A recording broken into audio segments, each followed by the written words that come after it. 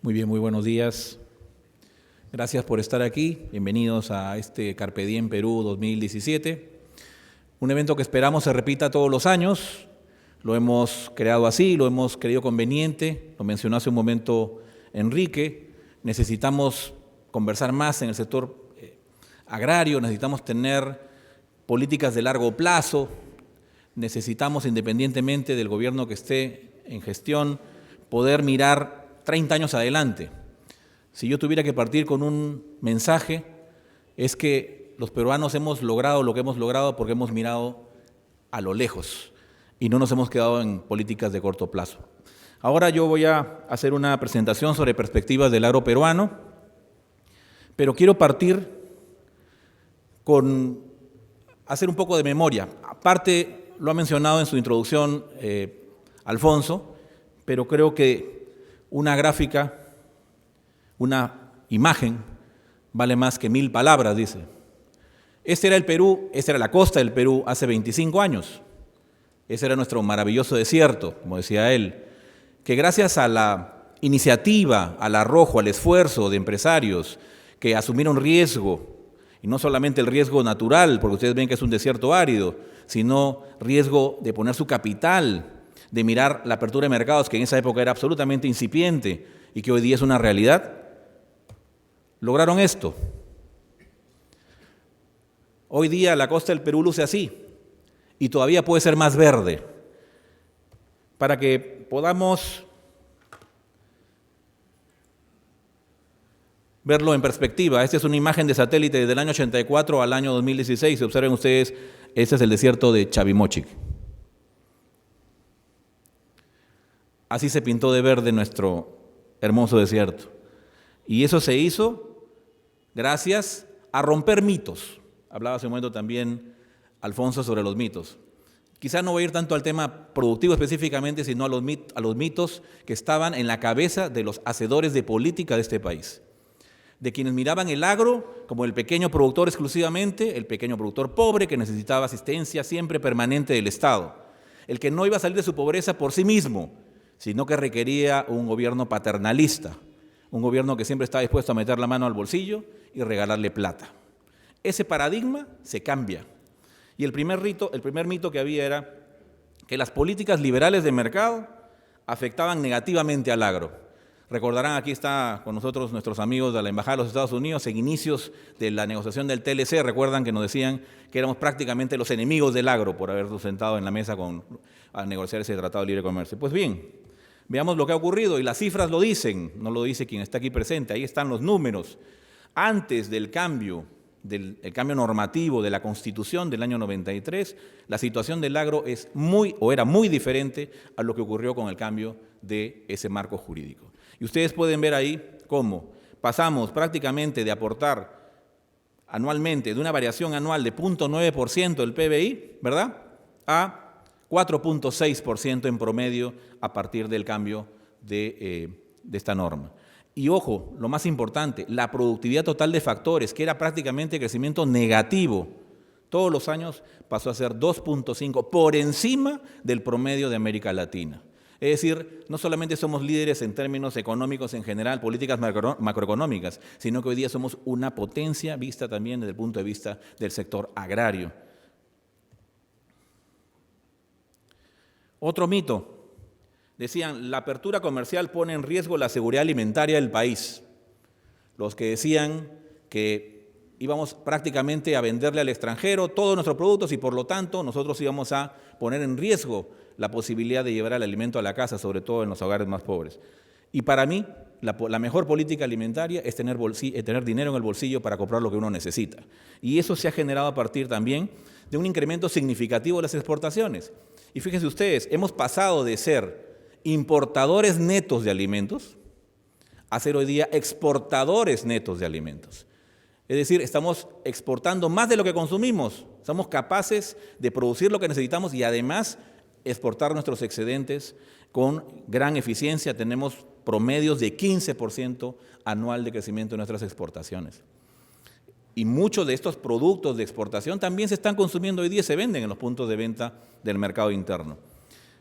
Y esto gracias a qué, y lo mencionó también Alfonso, a esa visión de apertura comercial. Pasamos prácticamente a triplicar el número de mercados, de 55 a más de 150, de 52 a más de 155 destinos comerciales. Y fíjense ustedes, también se habla de seguridad alimentaria. Tenemos cifras, ¿no es cierto?, que nos llevan a cómo se ha desenvuelto la tasa de prevalencia de subalimentación por trienio. Y comparemos el trienio 90-92 con el 2011-2013. Y ustedes se pueden dar cuenta cómo ha ido disminuyendo. Es decir, hoy día nos alimentamos mejor. Hoy día 3.5 millones de peruanos se alimentan mejor. Gracias también a ¿qué? A que hay mejora en los ingresos de las familias. No solamente de las ciudades, sino del sector rural, como lo vamos a ver en unas diapositivas más adelante. Es decir, totalmente equivocado el mensaje de que la apertura comercial iba a traer efectos negativos sobre la seguridad alimentaria del país. Otro mito. Existe una mayor concentración de la tierra agrícola en pocas manos. Eso es lo que también se ha dicho muchas veces, que el boom de la agroexportación lo que va a traer es el regreso del latifundio. Otro mito, si comparamos los datos del año 94, censo 94 con censo 2012, ha pasado exactamente lo contrario. Lamentablemente, porque yo creo que en la medida que tengamos escala para producir, también vamos a ganar en eficiencia y obviamente en productividad y competitividad. Sin embargo, las cifras nos están diciendo que el sector que más ha crecido es el minifundio y no el latifundio. Y eso es un tema que tenemos que tomar en cuenta los que hacemos política. Aquí tenemos que mirar que este es un tema que hay que ver cómo lo vamos a solucionar, cuál es la estrategia para abordar esta atomización de la propiedad que existe en el país. Fíjense ustedes lo que ha ocurrido más bien con los bloques de 50 o más, y más bien han disminuido relativamente. Entonces, aquí hay un tema a tratar. Además, esta falacia queda absolutamente desvirtuada cuando nos damos cuenta que el gran éxito de la agricultura moderna se ha dado precisamente en valles que eran eriazos, que se aprovecharon a partir de irrigaciones inconclusas de los años 60, que luego habrán completado sus terceras etapas o segundas etapas a partir de un modelo distinto de intervención con grandes bloques de tierras, ¿no es cierto?, con invitación a gran capital que puede tener capacidad de inversión y sobre todo invertir con tecnología y ganar en productividad. Con nuevos productos además. Nadie soñaba que íbamos a tener arándanos en un desierto. Hoy día uno va a Chavimochi y ve en una duna prácticamente sembrados los arándanos, una cosa impresionante. Otro mito, la agroexportación solo favorece a los grandes conglomerados de la costa. Y podemos ver que la prevalencia en cuanto al número, en cuanto a la participación de unidades agropecuarias en costa, en sierra y en selva, favorece a las MIPES. Si bien en volumen de exportaciones hay empresas importantes, no lo vamos a negar, algunas de los que están sentados aquí también, con gran esfuerzo, pero es verdad también que muchas pequeñas y medianas empresas del agro hoy día participan de esto. Y creo que ha sido fabuloso que hayamos optado por este modelo porque lo que no se ve, o lo que no se dice, mejor dicho, es que hoy día la agricultura tradicional es un espejo de la agricultura moderna. A partir de ver cómo el empresario en la costa ha sabido sortear las vicisitudes de un clima adverso, de un terreno difícil, de estructuras de propiedad que, ya lo dijo él, a partir de la reforma agraria han sido complejas, hoy día el pequeño productor de la sierra y selva se integran, empiezan a mirar el mercado con entusiasmo, no solamente el internacional, también el local. Hoy día el chip del pequeño productor ha cambiado y ya no es más un campesino que necesita apoyo del Estado, sino hoy día se ve como un emprendedor agrario, como un empresario que tiene activos que puede poner a disposición como tierra, como agua, como capital humano, y que ese activo hoy día lo puede hacer producir. Y esa es la inteligencia que debe tener el Estado para poner ahí estrategias y políticas que permitan dinamizar ese sector, como ven ustedes, hoy día muy participativo también en el mercado internacional. Entonces aquí tenemos costa, tenemos sierra y como les dije también tenemos selva y en todos pueden ver la prevalencia de la MIPE en el sector exportador. Y también se dice que solamente beneficia a grandes conglomerados. Pues miren ustedes con lo que ha pasado del año 94 al año 2012 en términos de la distribución de valor agregado en el sector agropecuario y agroindustrial. Y pueden ver ustedes cómo se ha invertido prácticamente la torta. Y hoy día, más bien, lo que tenemos es que la retribución al trabajo es quien recibe la mayor parte de la torta. Y eso se puede ver mucho más claro en las estadísticas de empleo. El empleo en el sector agrario crece prácticamente, el empleo formal crece prácticamente a una tasa de 3.5% anual. Más que otros sectores, 3.5% anual. Y sobre todo, fíjense ustedes en la distribución por género, otro dato muy interesante. La masa de trabajadores del campo hoy día ha tenido más impacto en la mujer. 7 veces ha crecido la mano de obra femenina en el campo y con mucha eficiencia. Además, yo creo que nos van a superar tranquilamente y de lejos pero muy pronto. Y esto es saludable. Hay un balance diferente, hay una mirada diferente, hay un entusiasmo distinto respecto a cómo participar en los sectores formales que además tienen beneficios clarísimos. Y no solamente eso, sino que hoy día las principales agroexportadoras del país están entre las 20 empresas más importantes en términos de contratación de personal. 5 de las 20 son empresas agroindustriales. Es decir, son generadoras de trabajo. No solamente es el gran exportador que ve sus utilidades crecer, es el exportador que arriesga su capital, pero que está dando trabajo. Ica tiene pleno empleo, La Libertad va camino a tener pleno empleo, con Olmos seguramente muy pronto lo tendremos, Piura va en esa misma dirección y seguramente otros espacios se irán integrando, porque la mirada del exportador hoy día ya no está solamente puesta en costa, lo decía muy bien Alfonso, ¿qué vamos a producir en el futuro? Y ahí uno tiene que, la interrogante no solamente lanzarla a la costa, sino tiene que lanzarla a la sierra y a la selva, porque tienen agua, porque tienen tierra, porque tienen buenos climas diferentes, ventanas que podemos aprovechar para producir cosas que hoy día no producimos, como frambuesas, como cerezas o como otros tipos de berries, etc. Y ahí aparecen las necesidades de tener marcos jurídicos estables. Me parece un contrasentido, y lo digo directamente, que algunos políticos estén planteando el deadline de la ley de promoción agraria. Me parece un contrasentido porque hoy, justamente, que se podrían integrar la sierra y la selva, la cortamos. O sea, en esa mirada de favorecer al más pequeño, estamos yendo absolutamente al revés.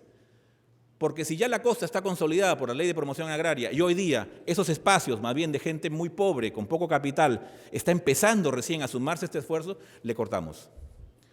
Muy por el contrario, lo que deberíamos hacer más bien es extender la duración de esta norma y que permita incluir más y más sectores que hoy día son muy pobres, muy de agricultura todavía familiar, mirando hacia mercados pequeños o en todo caso autoconsumo, y más bien irlos integrando a este esfuerzo, a esta dinámica de producción que puede tener lazos, y lo vamos a ver más adelante, con la agricultura más moderna que ya conoce los mercados y que sabe que puede tener un mayor abanico de productos que ofrecer. Y tenemos también, en cuanto al ingreso de los trabajadores formales, ¿cómo ha crecido?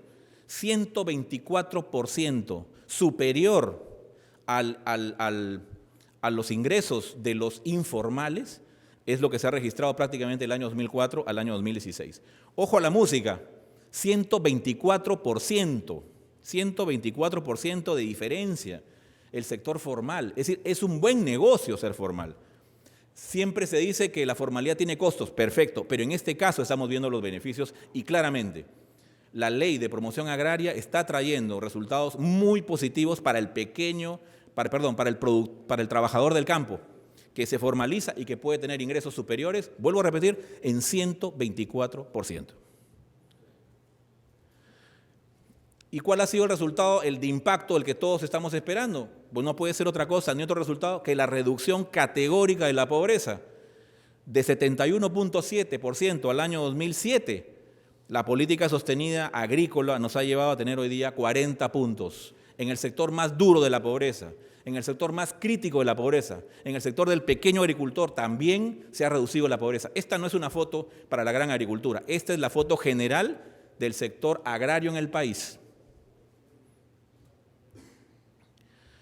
Perspectivas y desafíos, porque ya hemos visto un poco la historia, nos hemos posicionado en los mitos y ahora vemos cómo estamos, un poco ahora en términos de producción. Y vemos claramente, si ustedes se fijan, que mientras el PBI ha crecido alrededor de 5.2, 5.3% en promedio en los últimos casi 25 años, sin embargo, el sector moderno ha crecido en 15% sostenido. Es decir, por eso nos hemos dado el lujo de duplicar las exportaciones cada 5 años.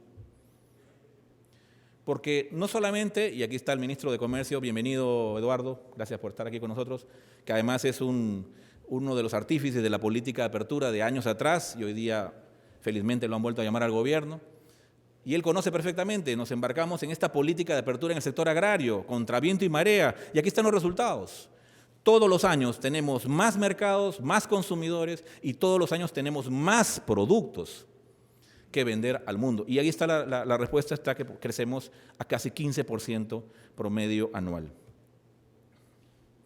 Y también esto ha significado un esfuerzo importante a medida que hemos tenido limitaciones de contar con agua, porque la mayor agricultura se hace en costa. Tenemos un desierto, tenemos poca agua, tenemos tierra todavía que estamos en desarrollo. Sin embargo, hay esfuerzos importantes del sector privado, y seguramente en la exposición que vamos a tener sobre innovación lo vamos a escuchar, esfuerzos importantes para mejorar la productividad. Con tecnología de punta, con recurso humano capacitado, estamos logrando rendimientos, por ejemplo, en uva de 5.7% anual de crecimiento de productividad, o en el caso de la cebolla, 3.9%, espárragos, mandarina, y sigo contando. Es decir, no nos hemos quedado dormidos, y eso es importante. No nos hemos quedado dormidos exclusivamente con tener un mercado, producir, vender para allá y se acabó. Estamos siendo competitivos, que ese es otro mensaje importante, y aquí para los hacedores de políticas, cómo seguimos acompañando este esfuerzo privado. Porque valga la pena reconocer que este boom, que este esfuerzo, que este logro que hemos tenido en agricultura, no depende del sector público, depende del sector privado, que es quien se la juega. El sector público acompaña ese esfuerzo y tiene que ser capaz de ver cómo quitarle los obstáculos del camino, cómo aligerarle esa vía para que pueda ser más competitivo. Y aquí estamos viendo los resultados que ha tenido el sector privado y hay que felicitarlos por eso. Y también en términos de lo que es crecimiento de áreas, yo creo que es muy positivo que sigamos mirando con hambre, con ambición el mercado internacional. Y más adelante vamos a ver por qué se justifica. Pero hay que crecer todavía más y eso requiere importantes esfuerzos que está haciendo también el sector privado, ¿verdad? Y también depende de una mirada mucho más, ¿cómo decirlo para que no suene mal?, pero mucho más abierta, de repente un poco más humilde. Yo abriría más a la inversión internacional. No hay que tenerle miedo a la inversión grande, a la inversión extranjera. Por el contrario, aprovechemos los bloques que tenemos hoy día como la Alianza del Pacífico. ¿Por qué no ampliamos estandarizamos nuestra oferta y miramos los mercados como el Asia, la India, etcétera, que son enormes y que un país solo no los va a poder satisfacer? ¿Por qué no empezamos a mirar bloques empresariales? Colombia está entrando en un proceso de pacificación y Colombia tiene recursos quizá mayores que los que tenemos nosotros. Agua, tierra, capital, capacidad empresarial importante, como la tuvo Chile en su momento. ¿Por qué en vez de verlos como una competencia no los miramos como aliados? Hoy día que están todavía empezando, hoy día que exportan $8 millones en frutas y hortalizas, mientras nosotros exportamos más de 3.000. Hoy día es el momento de acercarse y empezar a hacer alianzas y empezar a pensar incluso en marcas latinoamericanas. Miremos más allá de simplemente una coyuntura de competencia. Es una, en todo caso, humilde recomendación que lo pongo sobre la mesa para que ustedes lo evalúen. Decía por qué es que este crecimiento de productos es importante mantener la ambición. Fíjense ustedes las estadísticas de la FAO. Lo que va a ser el crecimiento de la población en el mundo. Al año 2017 son 6.900 millones de personas. Fíjense la tasa de crecimiento que ha tenido. Del año 50 al año al año 1950 al año 2000 se duplicó la población del país, del mundo. Y la tendencia es creciente, vamos a llegar a los 10.000 millones. Ese es un dato fuerte porque esa población come y lo que nosotros vendemos son alimentos. Y ese es el sector duro, fuerte del Perú. Ya estamos posicionados entre los 10 principales exportadores de alimentos del mundo. Bueno, la oportunidad sigue abierta y podemos crecer más. Más aún cuando economías más desarrolladas llevan su población más bien a las ciudades, se concentran más en las ciudades. Cuando lo que están haciendo es abandonar el campo, nosotros tenemos que tomar el campo. Y ahí tiene que ser muy agresivo el Estado, con políticas que ayuden a la agricultura a seguir ganando espacios, a seguir ganando en posibilidad de tener más productos. Decía, al año 2050 la población mundial crecerá en 34%. Aproximadamente el 70% de la población será urbana, hoy día es 49, 50. Vamos, 20% más se va a la parte urbana. Esa no produce agricultura, eso lo que hace es consume más bien productos del agro. El nivel de ingresos va a aumentar significativamente. Para alimentar a esta población vamos a tener que aumentar la producción en 70%. ¿Dónde están esas áreas? ¿Dónde están esas áreas? ¿Dónde está ese espacio que se puede ganar? En el Perú, en Latinoamérica principalmente. ¿Dónde más se puede hacer? ¿En Europa? ¿En Estados Unidos? Muy poco. El incremento más bien es muy lento o en todo caso, en algún caso, retrocede porque la gente, repito, se va a las ciudades. En el caso nuestro, tenemos opción todavía, repito, de especializarnos más aún en agricultura. Y los hábitos de consumo están cambiando para ventaja nuestra. De nuevo, aquí el esfuerzo que se está haciendo con la promoción de los superfoods del Perú. A eso está yendo la tendencia comercial, a eso está yendo la tendencia de consumo. Muy bien, ¿quiénes son los productores de superfoods? Nosotros. Y podemos verlo aquí rápidamente en un par de diapositivas. Fíjense ustedes las exportaciones netas de Latinoamérica, cómo van creciendo significativamente todos los años. Y yo creo que el cielo es el límite. Si somos capaces de ser competitivos, el cielo es el límite, porque la población crece más rápido que la oferta de alimentos. Por lo tanto, ahí está donde podemos poner nuestro esfuerzo. Y el otro sector importante que también se nota es el sector forestal, donde hay mucho por hacer, algo se ha avanzado, hay propuestas interesantes de este gobierno ahora, las he escuchado, ojalá que podamos ir para adelante con eso. Yo creo que ese sector hay que consolidarlo, en 15 o 20 años puede ser 1 o 2 puntos del PBI adicionales. También ahí hay una demanda enorme. Yo creo que ahí también hay una demanda enorme, cautiva, que este país puede aprovechar porque tiene los recursos para hacerlo. Sin embargo, no todo puede ser felicidad. Y hay que tener siempre, hay que estar atento también a los desafíos. Y aquí tenemos uno que es muy claro y que está presente, ¿no es cierto?, que es el cambio climático. Y nadie lo puede negar. Y el cambio climático a quien más le pega es a la agricultura. Hemos visto niño costero, posiblemente tengamos niña, tenemos mucha lluvia en muy poco tiempo, en otros lados no tenemos lluvia, y eso genera un cambio significativo que nos pone un reto enorme. ¿Cómo podemos hacerle frente, cómo podemos generar resiliencia desde la agricultura al cambio climático? Y eso de nuevo, ahí sí no pasa exclusivamente por un esfuerzo del sector privado. Si el Estado no se suma, si el Estado no interviene, si no planeamos a largo plazo infraestructuras, protecciones de fuentes de agua, optimización del uso del agua actual, reuso del agua actual, si no miramos hacia el futuro, lamentablemente ahí sí puede haber un deadline corto para una agricultura próspera como la que tenemos. Y aquí no se trata de hacer películas de terror, aquí se trata de ser conscientes de que es un hecho real y que tenemos que tomarlo y solucionarlo.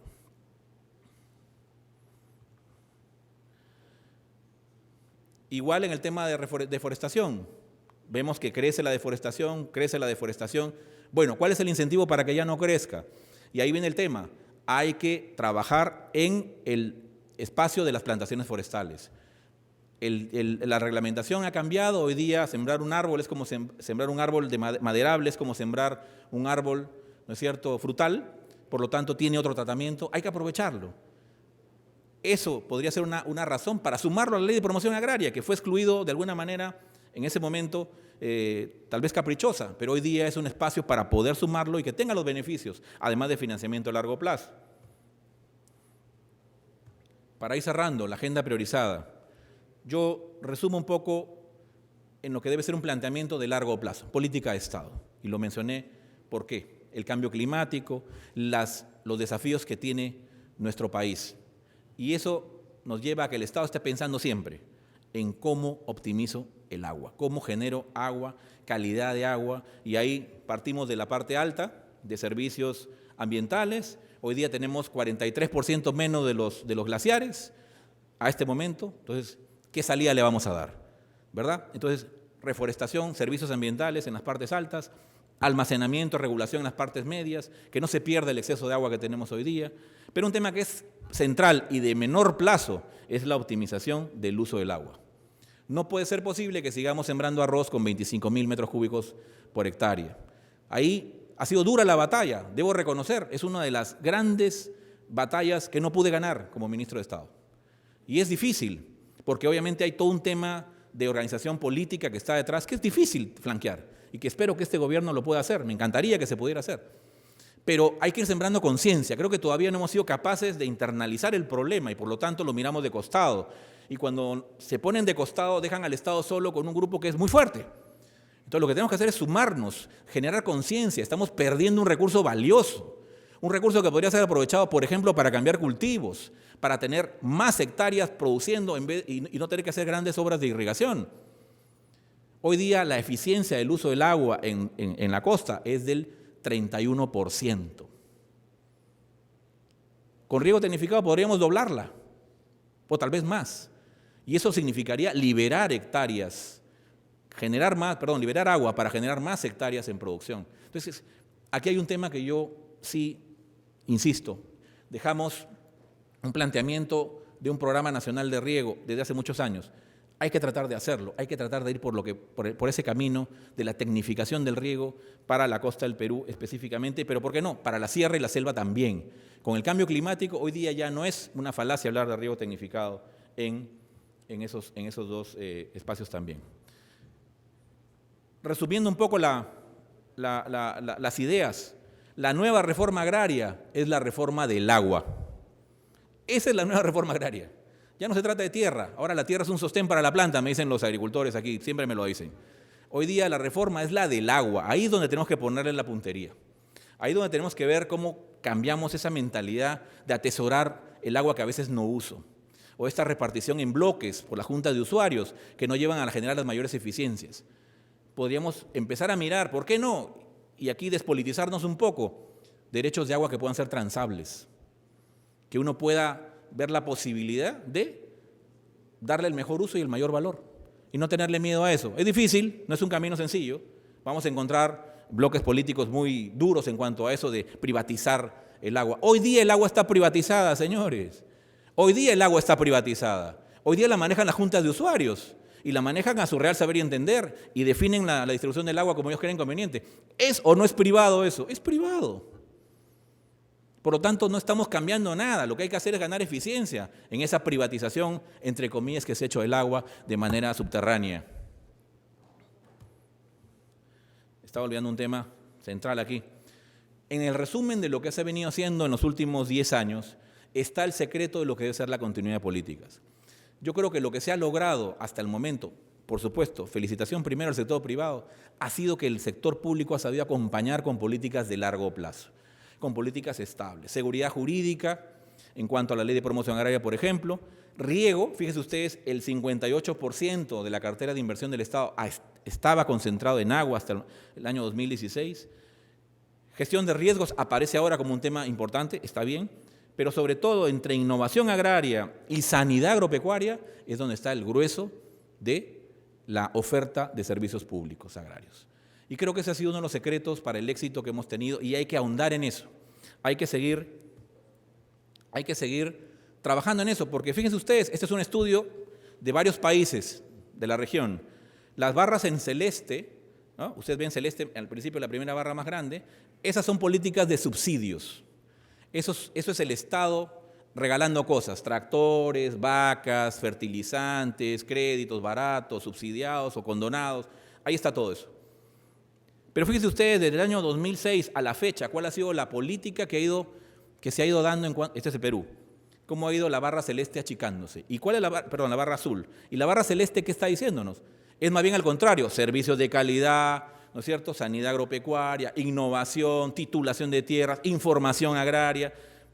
Paulatinamente ha ido ganando más espacio. ¿Y cuál ha sido el resultado, más allá del cambio de colores en la barrita? Fíjense ustedes a la derecha, tenemos que los países que han tenido mayor éxito en cuanto al valor bruto de la producción, más crecimiento, y también agroexportaciones, ¿quiénes son? Los que han optado por políticas menos proteccionistas, menos de subsidios y más bien por servicios agrarios de calidad. ¿Quiénes son? Perú, Chile y Uruguay. Y esos son datos, estudios del BID. Hacia el futuro, entonces, ampliación de frontera agrícola, ya lo mencionamos, no lo voy a decir mucho. Aquí está Fernando Sillones, bienvenido Fernando. Él seguramente va a hablar más sobre este tema del agua y los próximos proyectos, que creo que es central. Solo quiero reforzar algo que él va a decir, donde le doy absoluta razón de entrada, es sobre el tema del afianzamiento hídrico de ICA y de los proyectos para ampliar frontera agrícola. No es posible que tengamos en riesgo la joya de la corona y no hagamos mayor esfuerzo porque esto camine más rápido. El proyecto de afianzamiento hídrico nos va a permitir tener ICA para rato, Villacurí, lanchas con agua. Ahí partió el boom de la agricultura de exportación. No podemos perder tierras que hemos ganado para la agroexportación. Hay que consolidarlas, las que ya teníamos, y más bien crecer. Ahí sí mirar otras etapas como Chaimochic 3, como Majes 2, como Olmos 2, etc. Pero, por eso digo, no por embarcarnos en la novedad del nuevo proyecto, nos olvidemos de ese que ya existe, que es fundamental. Sí. Ok. Para ir cerrando, ahora voy corriendo un poquito, no quiero alejarme de algo que es importante porque no hablemos siempre de la gran agroexportación. También hay estrategias para la pequeña agricultura. Como repito, hay una locomotora que es la agricultura de exportación, la moderna, que está lanzando, que está compartiendo conocimientos, tecnología con la pequeña agricultura. Y hay un socio fundamental que es la minería. Le hemos visto como competidor, le hemos visto como zona de conflicto, cuando puede ser al contrario. Cuando si somos inteligentes y presentamos modelos donde se pueda mirar hacia el mercado, sumando a la agroexportación, que ya conoce ese mercado, y al pequeño agricultor que tiene tierra, agua y trabajo, sumarlo a esa cadena de valor, y un buen socio puede ser la minería, que puede poner capital de riesgo, que puede poner infraestructura, creo que la situación puede ser relativamente mejor y eliminar los temas de conflictos. Entonces, aquí hay una propuesta muy clara de lo que puede ser un esfuerzo agrominería para este quinquenio. La agenda priorizada la voy a pasar rápido porque después la vamos a leer. Simplemente, como resumen, ampliación de la ley de promoción agraria, incluso el sector forestal sumado, fortalecer espacios de coordinación del sector público y privado, hay que recuperar las mesas de trabajo, potenciar las alianzas público-privadas para la investigación adaptativa e innovación del agro. Si el sector privado no participa, olvídense de la innovación agraria. Tener al Estado mirando siempre, yo decía de manera de broma, investigando el piojo del cuy toda la vida, de ahí no vamos a salir. Hay que trabajar sobre mercado. Conservar fuentes de agua, sobre todo trabajar en los temas de reuso de agua, optimización del uso del agua. Fortalecer al SENASA, creo que todos aquí vamos a convenir en eso, no lo voy a ampliar más.